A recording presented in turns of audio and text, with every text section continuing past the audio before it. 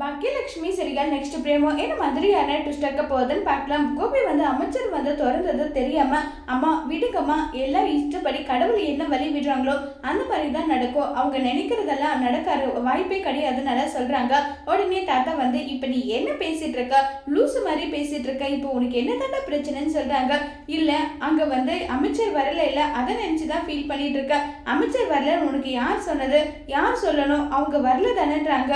அதெல்லாம் நல்லபடியா ரெஸ்டாரண்ட்டை திறந்து வச்சுட்டாங்கன்னு சொன்னதும் என்ன சொல்றீங்க, ரெஸ்டாரண்ட்டை ஓபன் பண்ணிட்டாங்களா?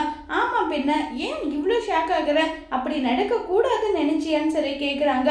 இல்ல அப்படியெல்லாம் எதுவும் கிடையாது, அப்படியா இவ்வளோ ஷாக் ஆகுறேன்னு சொல்லிட்டு கேட்டுட்டு இருக்காங்க. இல்லப்பா நான் அதை எக்ஸ்பெக்ட் பண்ணல, அதனாலதான் வேற ஒன்றும் கிடையாதுன்றாங்க. உன்னுடைய நல்ல மனசுக்கு பாக்கிய எப்படினாலும் சந்தோஷமா தான் இருப்பா.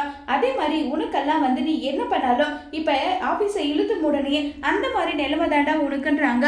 அப்பா நீங்க என்னுடைய அப்பா, அந்த பாக்கியாவுக்கு அப்பா கிடையாது. எப்ப பாரு நீங்க அவளுக்கு தான் சப்போர்ட் பண்ணிட்டு இருக்கீங்க.